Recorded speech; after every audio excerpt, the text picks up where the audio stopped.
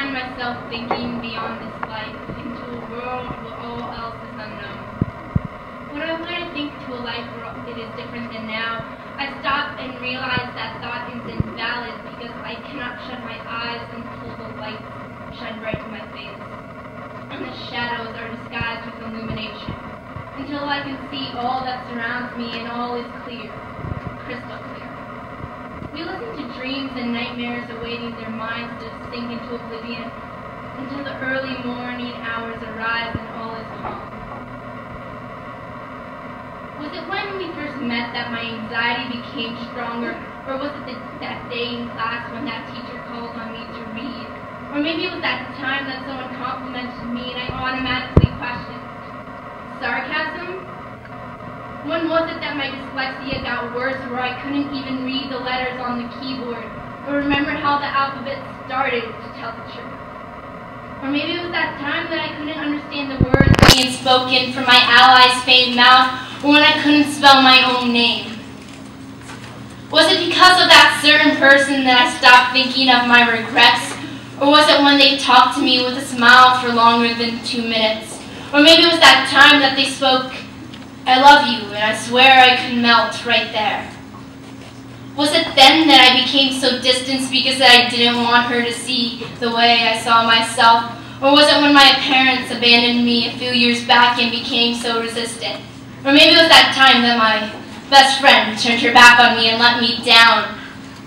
I keep asking questions when the previous ones don't have answers, and maybe I'm just looking for some reasons. I start to wonder if maybe it was that day in the middle of the summer when I found myself at 9:36, to be exact, at the local elementary school, evaluating my being against the glazing light of the full moon. Or maybe it was that time in that shredded biology class when we started talking about evolution. But who even has space to care anymore, right? When I was younger, the thunder against my window pane was a call for help. It was the sound for me to rush to someone's arms for comfort, for help. But I grew up without a mother, without a father, and with a brother who was always busy. So I learned to fend for myself. I was told, one day he'll hold you so tight that every cell in your body will seep through his skin to join his golden fingertips. And I'm telling you, when the time comes, his arms, every bone in your body will be safe and sound. The words of the wiser. What the people in my life don't understand is that he isn't standard. He isn't he. I feel her breath through our lace fingers in the sheets, her arms wrapped around me, and I feel her heartbeat. Or is it mine? And I want to turn around and catch a glimpse of her, but I don't want to ruin the still moment. Because the moonlight through the curtains hits her face, and she lays there appreciating the light, just like me. She whispers softly as her finger glides across my cheek, "Everything will be all right." And maybe it was something about the sound of her voice, or how we started out as strangers, that gave me the confidence that someone might love me. Or maybe it was the way I now imagine the day we wake next to each other. Maybe that gave me the confidence. Or maybe it was that time I remembered how the alphabet started. Or the time I read in class without stuttering. Or the time I expanded to other people. Or maybe it was the time I spoke, "I love you too," and I realized I wasn't afraid of the dark anymore. And I realized that I asked too many questions where the answers are unknown, and the mystery leads to my overthinking. Where I twist the stories around, where I end things before they develop, and I cut myself off from becoming something. Was it then or now, or maybe sometimes looking for answers only leads to more questions, and sometimes you're better off not knowing.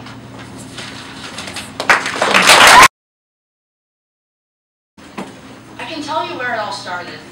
We were laying on my mattress, talking until 4 a.m., with our fingers laced and our foreheads touching. I'm going to be honest with you. I don't remember what we were talking about. But the thing I do remember is the weird, warm knot I got in my stomach. I never felt that before. That's what scared me. I was always told that one day I'll graduate to college to meet a man, and marry a man, and have children, and depend on only him. That's not my story. Every time you put yourself down, I want to scream, "You are so beautiful, I don't deserve you. How does an angel like you fall in love with me?" But instead, I stay quiet. And when you cry, I'll be right there telling you, you were never anything less than beautiful. I remember when you told me you were afraid of the dark. And ever since then, I've vowed I will lie in the dark with you and hold you and stroke your cheek until you fall asleep in my arms and you're no longer afraid. When I'm with you, I feel the butterflies dance and I stumble over my words and I blush when you call me beautiful. I've always wondered what it's like to love someone with all you've got, to ache for their being no matter what flaws they possess. I wonder what it's like to wake up in the morning to the smell of her coffee and my tea, and to listening to her humming some indie tune, and how lovely my arms would feel around her, and seeing her smile against the early morning sun. I often wonder why you chose me, out of all the billions of people in the world. But then I see the way you look at me, and how your lips say I love you, and that's when I realize I was made for you, and you were made for me. And that's how it all started. It's not unusual to be loved by anyone. It's not unusual to have fun with anyone. But when I see you hanging about with anyone, it's not unusual to see me cry or wanna die.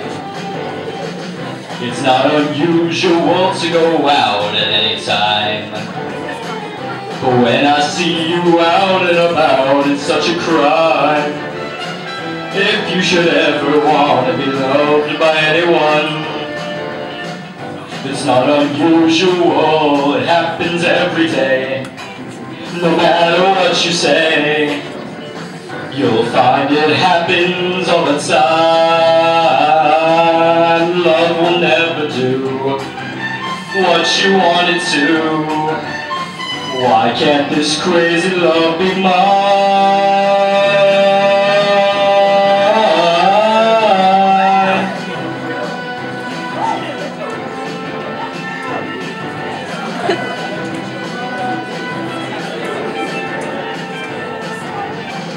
It's not unusual to be mad with anyone. It's not unusual. Call me that, using that sickeningly sweet coo you use to talk to pets or to babies. I'm not sure if you've noticed, but I am in fact neither an infant nor your pet. You may think that it's funny, that it's all in good fun to agitate me, and that I have no reason to take it so seriously. But after hearing it so often, the pokes turn to prods, and the prods turn to stabs, and I'm left bloodied and bruised with the bitter aftertaste of that sweet coo on my tongue. Every time you call me that, it is no longer a joke, but validation that I do not have your respect. I am below you. I am a child. You speak to me with that disgusting coo because it's all I can understand, and my response of protest is just a small, selfish tantrum.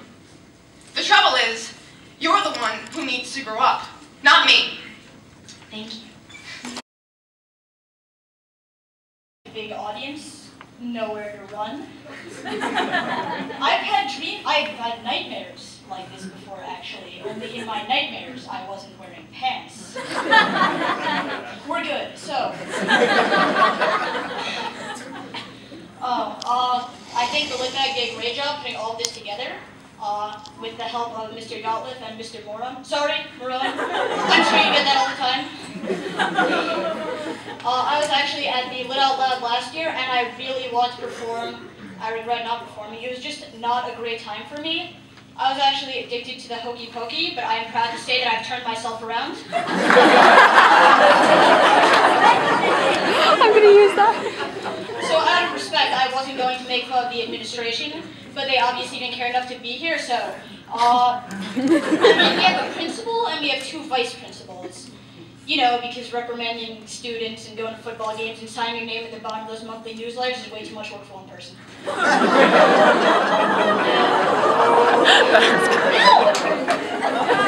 I figure maybe if more people remember to bring the desserts they promised to, we might get 1 out of 3 of them to show up. I guess Mr.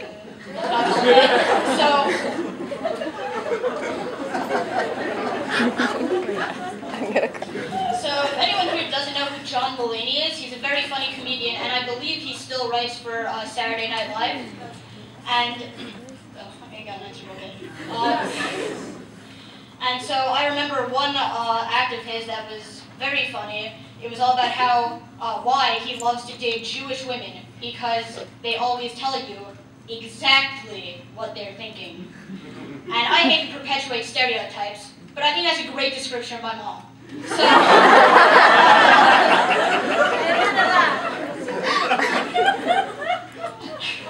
she has no problem speaking her mind, so just, for instance, the other day as I was getting ready for school, even as I was wondering what I was going to say in this act, so I was getting ready for school, and she says to me like every morning, "Alright, did you do your makeup, fix your hair yet?" "Yeah."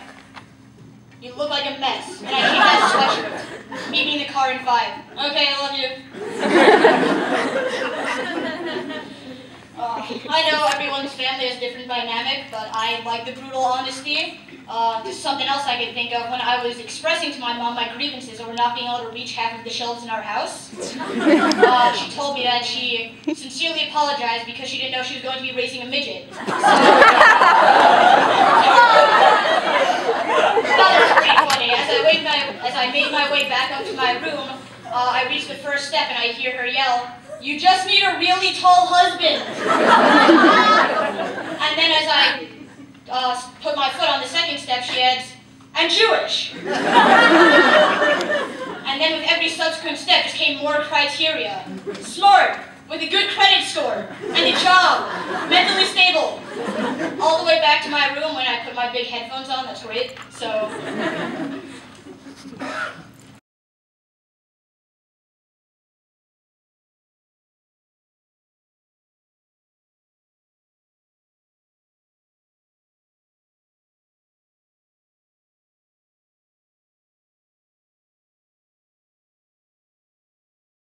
One, two, three, four.